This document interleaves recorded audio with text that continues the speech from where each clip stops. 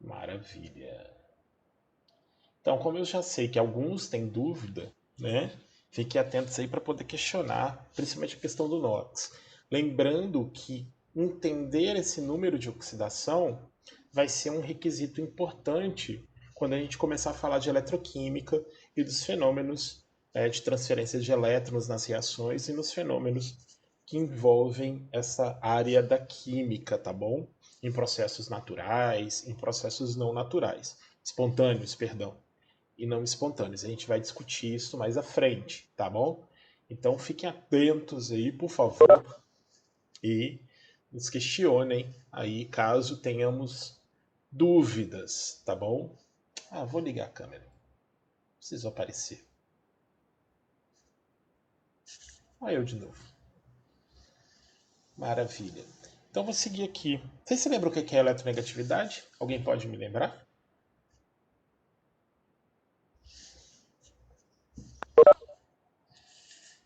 Eu esqueci.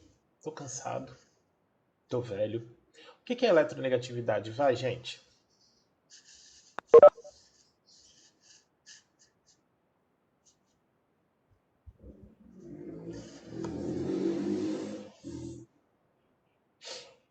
Se ninguém falar, eu vou começar a perguntar para algumas pessoas.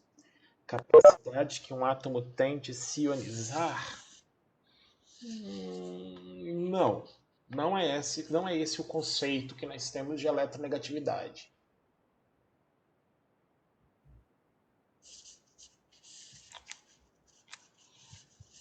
Ah, de puxar elétrons de outro átomo. Então a gente vai chamar de eletronegatividade a tendência que um átomo tem em atrair elétrons para sua eletrosfera. Maiores ou menores tendências, não é isso? A gente não está falando aqui de quantidade, de potencial, de valores quantitativos nem nada, beleza? Mas apenas nessa questão de potencialidade. Então, ó, aqui eu estou mostrando para vocês que existe numa escala de Pauling, ok? Proposta por ele, uma escala de eletronegatividade. Ele atribuiu valores. E a gente, teoricamente, né, a gente faz muito isso no nível superior, a gente calcula a diferença de eletronegatividade entre dois átomos. E essa diferença de eletronegatividade, por exemplo, vai nos dizer se a ligação ela é iônica ou se ela é covalente. Tá bom?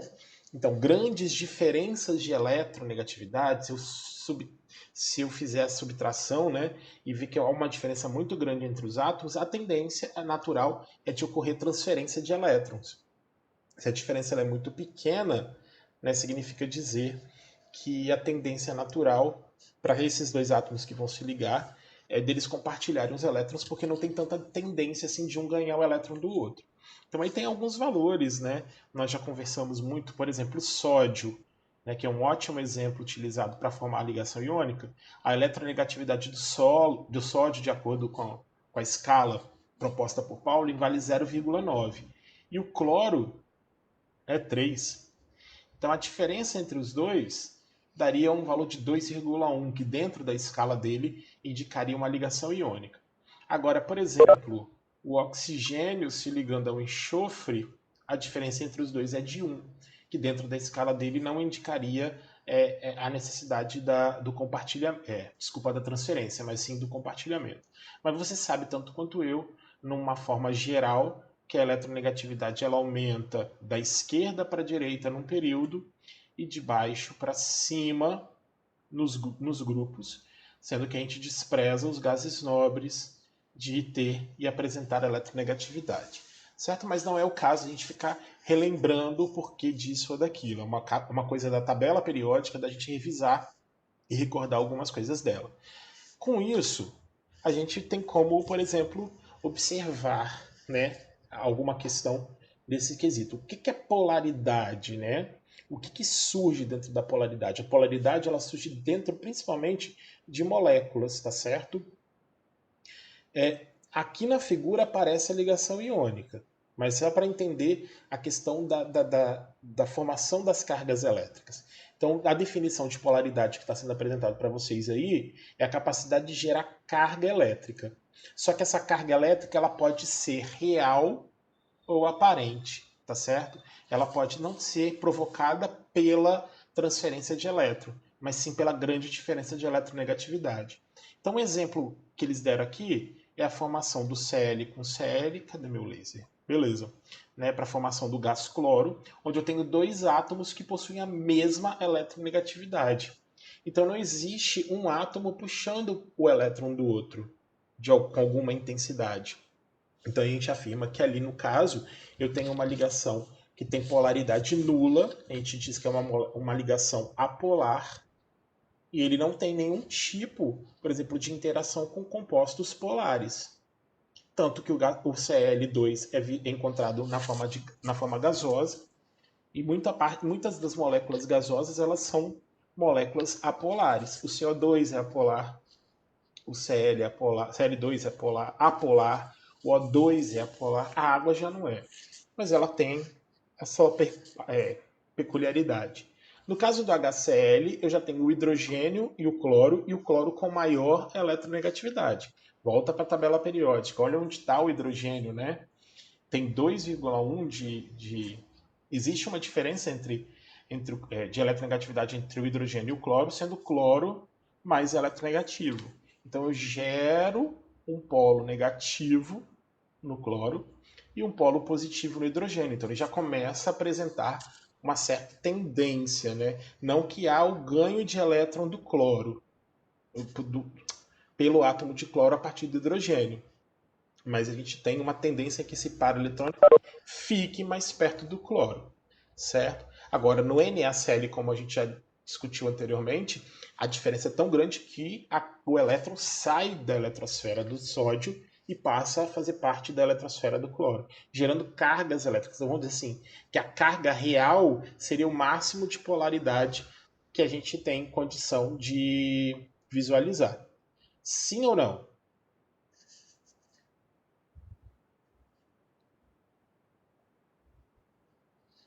Terceira série, sim ou não? Responde para mim.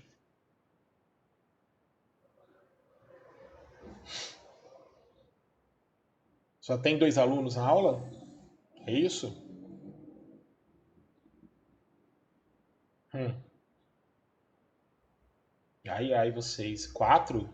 5? Né? A ligação covalente seria mais fraca? Não necessariamente. Aqui, um quesito de polaridade comparado com as cargas reais da ligação iônica, sim. Mas quanto à ligação fraca e forte, não tem como distinguir isso. Porque, inclusive, a água é um composto covalente, com ligações covalentes, mas que tem a capacidade de quebrar a ligação iônica do NaCl. Tá certo? Então a força fraca aí depende muito do tipo de composto, né, do tipo de elemento químico que está envolvido ali. Mas aí é uma outra discussão, ok? O que nós temos? Eu estou mostrando aí para vocês a folha aqui clássica do NOx, que a gente vai reenviar para vocês depois. E o NOx, como a gente já discutiu várias vezes, a gente consegue calcular essa carga elétrica que foi mencionada agora, ali que envolve a polaridade, uma carga real ou uma carga aparente. Quando que eu vou ter uma carga real, pessoas? Quando a ligação ela for iônica ou ela for covalente?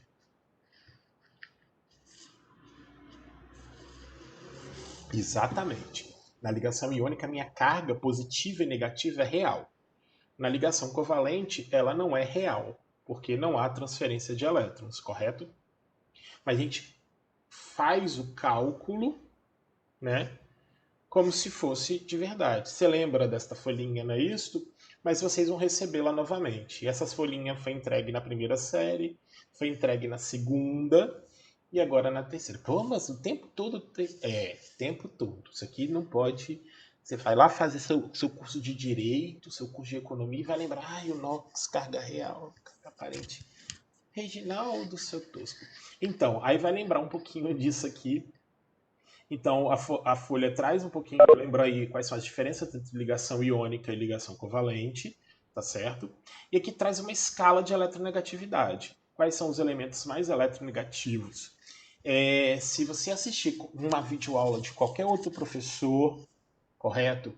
É, em qualquer vídeo aí, às vezes eles ficam ditando tanta regra. Se você pegar livro, se você pegar apostila, às vezes é tanta regra que se passa e a coisa é tão mais simples do que se imagina. A gente tem, alguns têm dificuldade, mas eu acho que depois de tanto tempo é um pouquinho mais fácil para alguns aqui perceberem essas diferenças e essa capacidade que a gente tem de calcular. Por que eu estou mostrando ali os elementos mais eletronegativos? Porque se eu tenho um elemento com grande eletronegatividade, eu já sei que a tendência da carga dele é ser positiva ou negativa. Fala aí. O elemento com muito eletronegativo, a carga que tem dele a formar é negativa ou positiva? É isso aí, não. Não. Se ele é muito eletronegativo, ele tende a atrair elétron para ele. Então ele fica negativo. Cuidado, tá bom? Então aí o primeiro elemento mais eletronegativo é o flúor, na sequência o oxigênio e o nitrogênio. E aí você começa a quanto mais menos. Tudo bem, não sei, tá bom? E a gente trabalha em cima disso. Se eu tenho metal com a metal é fácil. Metal perde elétron com facilidade, tem baixa eletronegatividade. Então a tendência natural é o metal ficar positivo e quem tiver ligado a ele. Tanto que quando a gente escreve a fórmula de um composto, né, a tendência natural é o mais eletronegativo vir sempre ao final. Né? No início da fórmula, né, vem os elementos menos eletronegativos e ao final os mais eletronegativos, salvo exceções, beleza? E aí, existem algumas coisas da gente que a gente pode utilizar. Agora eu tenho que pegar a caneta para rabiscar. Ai meu Deus, me ajuda a escrever. Deixa eu pegar a caneta vermelha porque como está preto ali, então destaca. Bora aqui. Como eu vou descobrir o NOx desses elementos, né? Ou de compostos? Então é simples, nada complicado, né? Sabendo de antemão algumas coisas. Qualquer átomo isolado tem NOx igual a zero. O que é um átomo isolado? Qual é a diferença de átomo para íon? Vocês se lembram? Alguém é capaz de me recordar? Íon tem carga. E de onde surge a carga, Samuel? Ups. De onde surge a carga? Vocês se lembram? Exatamente do processo de perder ou ganhar elétrons, da diferença entre o número de prótons e de elétrons. Então, quando eu falo de átomo, átomo tem o número de elétrons igual ao número de prótons. Então, não sobra carga ao, ao final. Se não sobra carga, a gente vai falar que o NOx é igual a zero. Então, se eu boto aqui para vocês um átomo de cálcio, igual está no exemplo ali, ele é um átomo isolado. Por que ele é um átomo isolado? Porque ele é sozinho, só tem um átomo aqui. E ele tem, por ser átomo, ele não tem carga. A gente nem precisa escrever o zero. Eu tentei escrever um zero, escrevi um 9. Sério, produção. Né? Então o cálcio tem carga zero. Aí você não precisa colocar esse zero ali.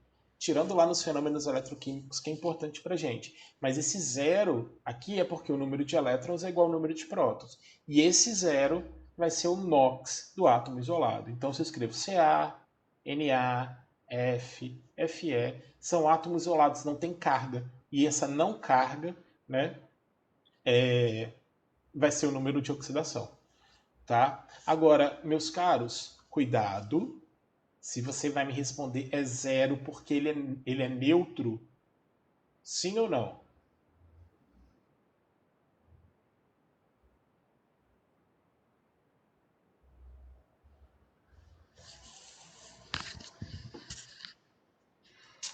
Vou lá. O NOx do átomo isolado é zero porque ele é neutro? Sim, tá certo. Agora você não pode falar que é zero porque ele não tem carga. Ele não tem carga?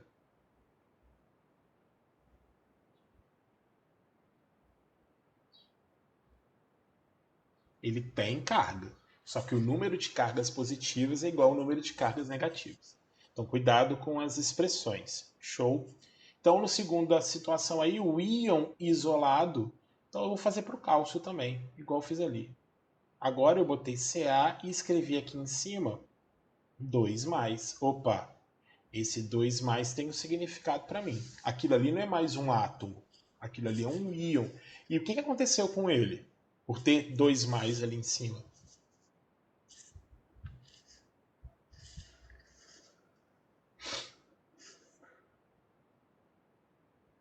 O que significa aquele 2 mais ali? Vai? Vou cantar. Que ele perdeu elétrons. Então sobra carga positiva. Eu tenho mais carga positiva do que carga negativa. Então, quando o íon é isolado, é íon porque ele está sozinho. Isso aí, perdeu 2 elétrons. O íon é isolado ali porque ele está sozinho, não está ligado a ninguém. A carga que esse íon vai apresentar será o nosso NOx. Então, ó, Ca2+, o NOx desse íon é mais 2. Na1, ou, né, mais 1, NOx é mais 1.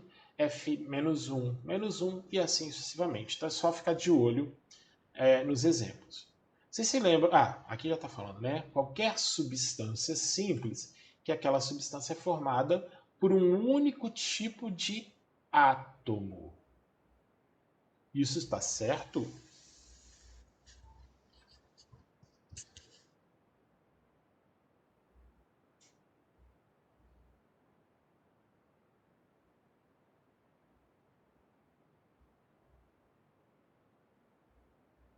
Né?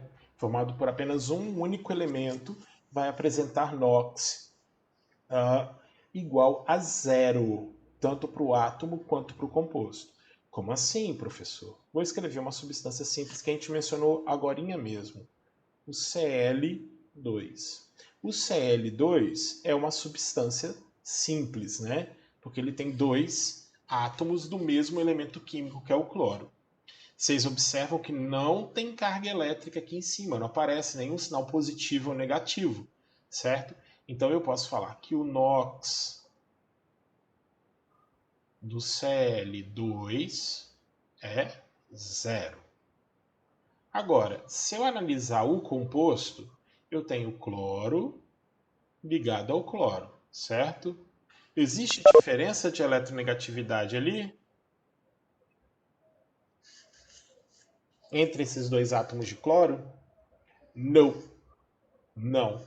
Então, se não tem diferença, não tem quem tem tendência a ficar negativo e quem tem tendência a ficar positivo, correto? Então, nesse caso aqui, para cada átomo de cloro, o NOx do átomo de cloro, tá vendo que eu escrevi ele sozinho agora? Também será igual a zero. O NOx do átomo de cloro é zero porque não existe diferença de eletronegatividade e, por consequência, o composto formado pelos dois átomos de cloro também não terá, também terá NOx igual a zero, ok? Tanto para os átomos quanto para o composto. Então, O2 e O3 é assim que funciona. São os mesmos elementos químicos, não tem diferença de eletronegatividade, então não tem quem fique positivo e quem fique negativo. Ah, professor, peraí, mas eu já ouvi falar que existem fenômenos atmosféricos que podem ionizar esse oxigênio. Sim, mas não é um fenômeno natural. Descargas elétricas podem fazer com que um oxigênio se torne positivo e outro negativo, nesse caso, mas não é natural, tá? É esporádico, depende do fenômeno que estiver acontecendo. Erupção vulcânica pode jogar muito.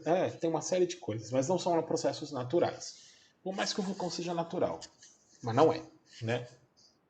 Tranquilo até aqui? Então nós já falamos desse aqui. Podemos continuar?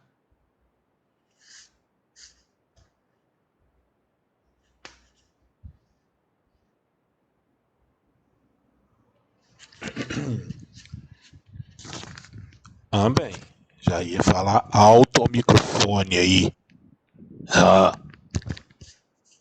Vamos falar para o terceiro agora, ó. Alguns átomos quando ligados aqui a átomos diferentes, então eu tenho um átomo ligado a um átomo diferente, de outro elemento químico, formando agora substâncias compostas. Então, substância composta é aquela que eu tenho átomos, uma substância composta tem mais de um átomo e existem átomos de elementos diferentes ligados, né? Aí a gente tem alguns átomos com valores fixos de NOx. E são esses aqui que a gente guarda para poder calcular e descobrir o NOx de algumas substâncias. Então, olha aqui. Onde eu tô? Aí eu tô aqui no canto. Deixa eu sair daqui para poder enxergar melhor. Então, ó, por exemplo, o flúor, que é o mais eletronegativo de todos, ele vai sempre ser negativo. E ele só vai atrair um elétron, porque a valência dele é 1. Né? Ele tem 7 elétrons na camada de valência, basta um elemento. Então, se aparecer o flúor no composto, pode botar que ele é menos 1. E morreu Maria. Tirando este caso aqui, ó. Cadê minha caneta? Eu perco ela. Achei. Aqui, ó. F2. E aí, pessoas? Qual é o NOx do flúor, do átomo de flúor aqui?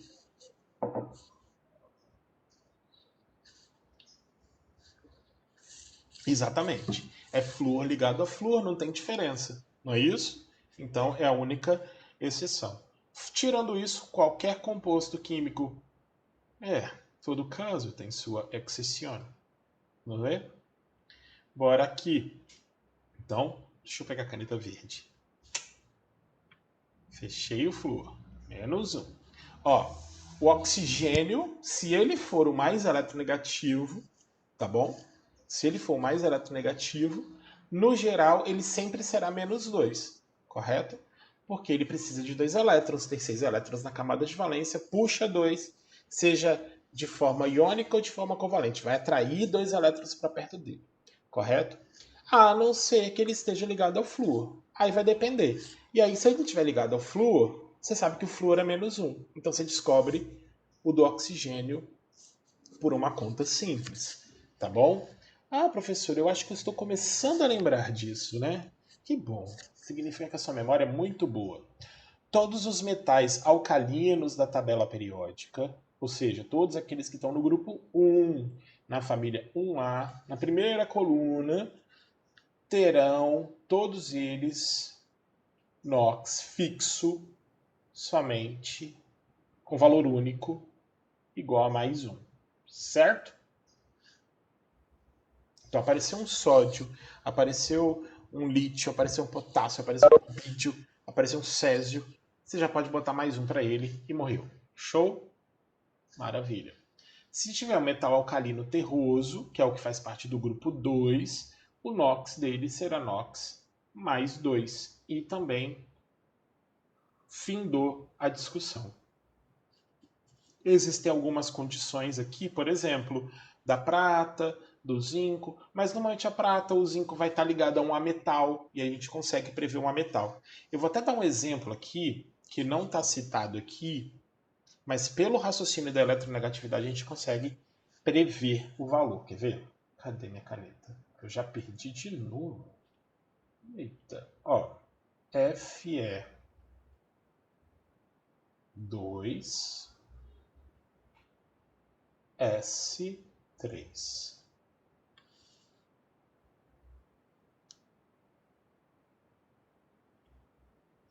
E aí, crianças? Quem é o mais eletronegativo desses dois? O enxofre ou o ferro? O mais eletronegativo é o ferro ou o enxofre? Isso, o ferro o enxofre é metal, o ferro é metal. Então, se eu tenho um metal, show de bola. Ó, já é positivo e já é negativo. Alguém se lembra como é que a gente faz aqui agora?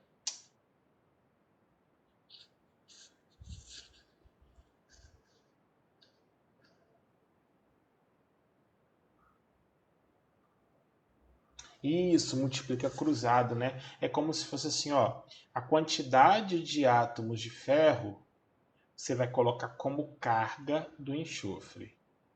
A quantidade de átomos de enxofre você vai colocar como átomo de ferro. E aí você descobre o NOx de ferro e o NOx do enxofre. Por que a gente está fazendo isso? Ó, deixa eu apagar aqui. Não, cabeção.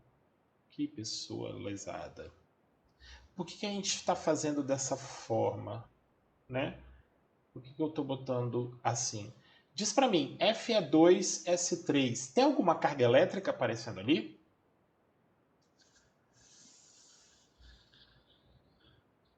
Hein? Nem tá bom?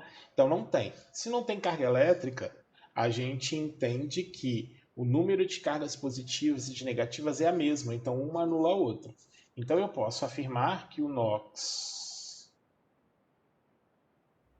do Fe2O3 é igual a zero. E sabendo que o número de cargas positivas e negativas é igual a zero, eu posso levar isso em consideração. Por exemplo, aqui, como a gente fez aqui, o ferro é positivo, o enxofre é negativo, porque o enxofre é mais eletronegativo, a gente já leva em consideração por que a gente muda essas posições. Por que eu coloco 2 aqui e o 3 do lado de cá? Porque eu faço o seguinte, para que isso aqui seja uma verdade, o número de cargas positivas e negativas tem que ser igual a zero. Então, ó, mais 3 vezes 2 dá mais 6. Menos 2 vezes 3 dá menos 6. E aí eu consigo chegar numa verdade.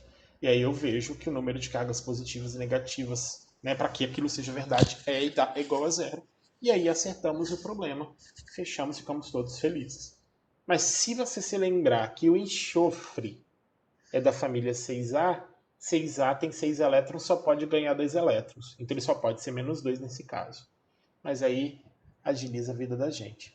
Então, para uma substância composta por vários elementos químicos, por átomos diferentes, o NOx total é igual a zero. A gente já mostrou, não aparece carga, não é isso? E aí as somas das cargas positivas e negativas tem que ser igual a zero.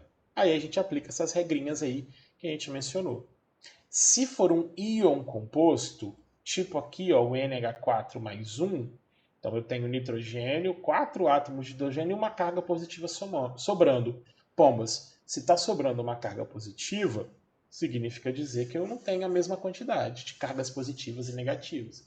Então eu somo essas cargas e igualo agora mais 1, ao invés de 0. Correto?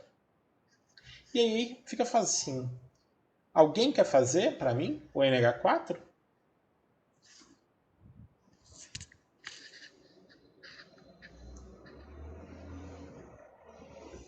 Quer dar alegria ao professor de química na véspera do Dia dos Professores? Alguém poderia resolver isso para mim?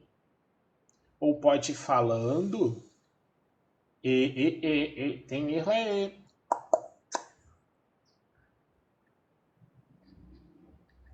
Hidrogênio é mais sim, ou é mais. Peraí. O N, ele é o mais negativo, vai ter que ficar Então ele negativo. é negativo. Isso. Isso. Vou botar ele como X, tá? Porque ele aparece ali naqueles exemplos. Tá bom. Não, ele aparece no exemplo? Os exemplos, não. Não Não, né? aparece. Então vou botar como X, tá bom? Agora o Uhum. hidrogênio tá aqui, ó. Se o nitrogênio é o mais eletronegativo, o hidrogênio tem que ser, via de regra, positivo, igual a mais um. Sim ou não? Sim. Maravilha. Então você pode fazer o seguinte, ó. Eu tenho um átomo de nitrogênio, não é? 1 vezes x menos x, 4 vezes mais um mais 4. Essa soma aqui tem que dar mais um. Ela não pode dar zero. Porque a Então carga menos aqui. 3. Isso, a carga aqui é mais um. E aí você vai fazer, né? Menos x vai ficar igual a menos 3, não é isso? Não. X.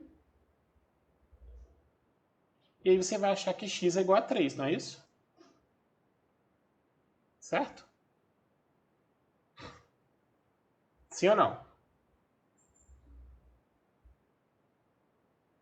Tio?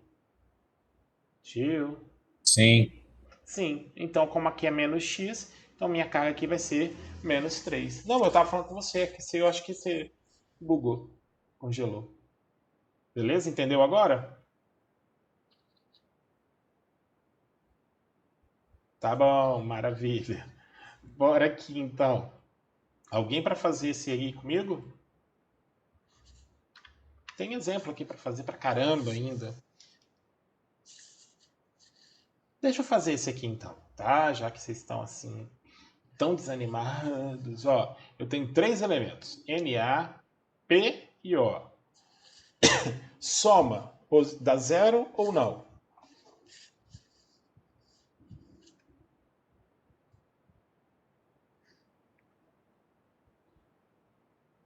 Dá zero, não é isso? Então vou somar as cargas positivas e as cargas negativas.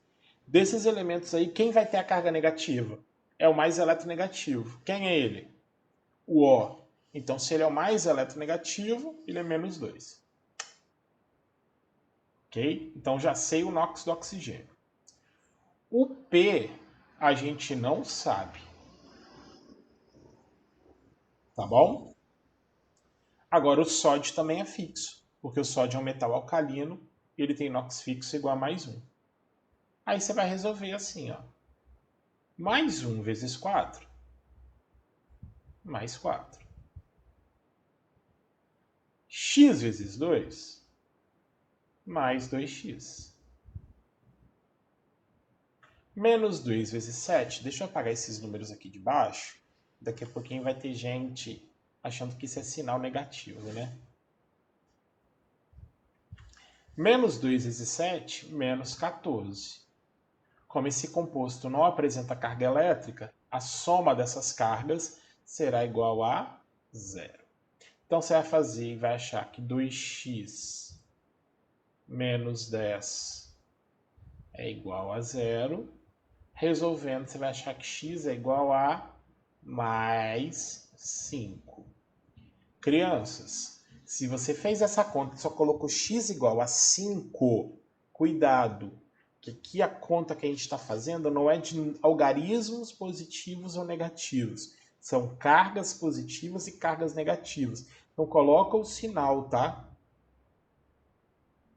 Para não dar uma confundida aí na hora de resolver os problemas. Beleza? Deixa eu olhar a hora aqui. Faltam 15 minutos. Olha aqui. Por que o P é o negativo mesmo? Não, o P não é negativo que não.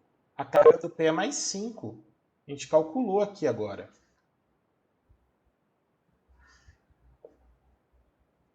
Ele não é negativo aqui porque ele não é o mais eletronegativo. O mais eletronegativo é o oxigênio.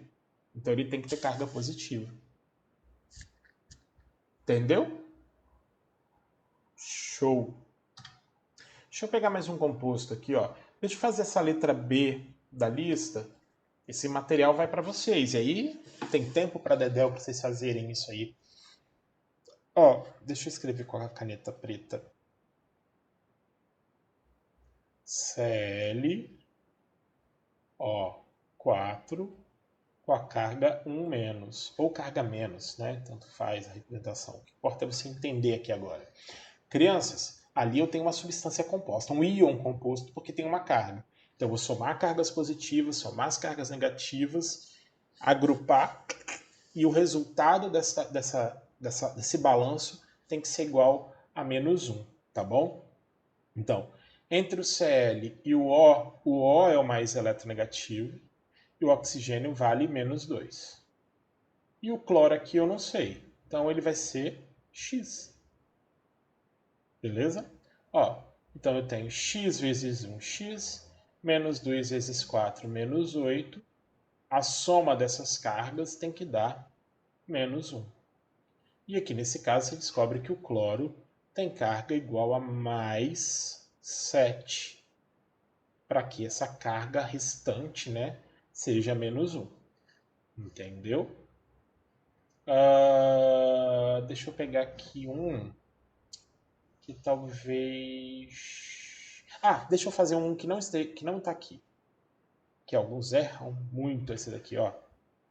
CO2. Faz aí para mim.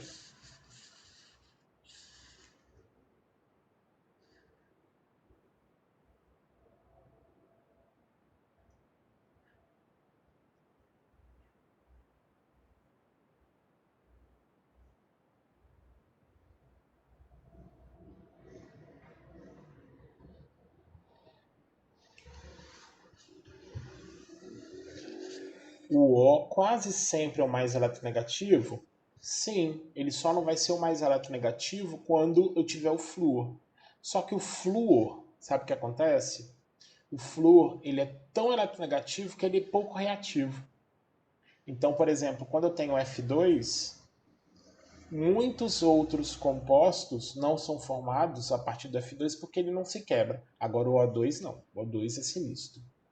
E aí, boa parte das substâncias compostas tem o oxigênio como átomo mais eletronegativo, e não o flúor.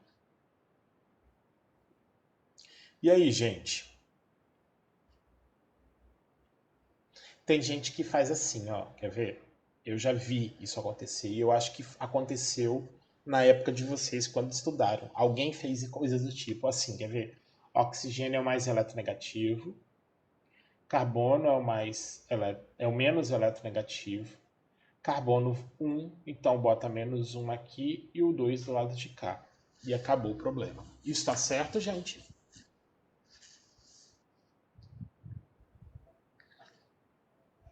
Provavelmente nunca, né? Não tá mesmo. Né? Se eu tenho o oxigênio como mais eletronegativo, ele não pode ser menos 1, salvo uma exceção que eu vou fazer aqui agora, daqui a pouquinho. Então, olha aqui. Não, ele não é menos 4. Ele tem que ser mais 4. A questão do positivo e negativo estava certo, entendeu? Mas ele não é menos 4, é o mais 4. Agora, olha esse aqui. Ah, tá, porque você botou menos.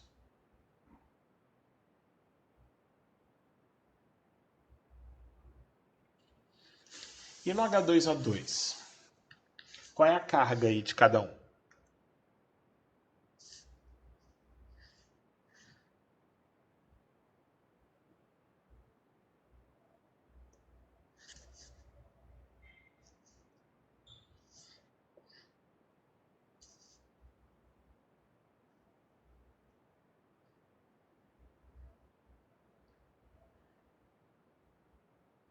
Uhum, exatamente.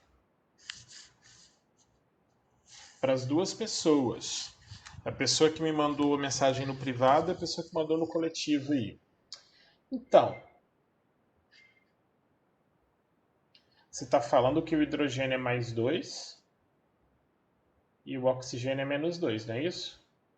O hidrogênio pode ser mais 2? Então tem algo errado, né? Não, eu tô rindo só porque é complicado, mas você vai pegando o jeito, né?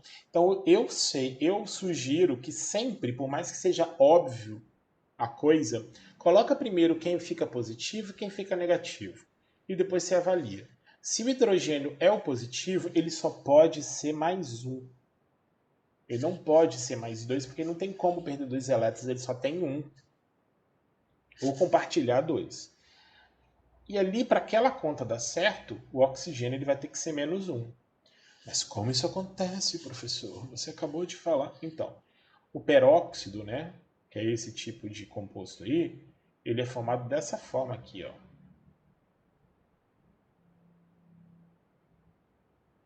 Aí você pode calcular o NOx isoladamente. Como assim? Nessa ligação aqui, que eu vou chamar de 1, o mais eletronegativo é o oxigênio. Então ele ganha um elétron do hidrogênio e o hidrogênio fica positivo. O mesmo aqui acontece na ligação 2. O hidrogênio fica mais 1 e o oxigênio fica menos 1. Agora, olha aqui essa ligação de número 3. Essa ligação ela é covalente polar ou apolar?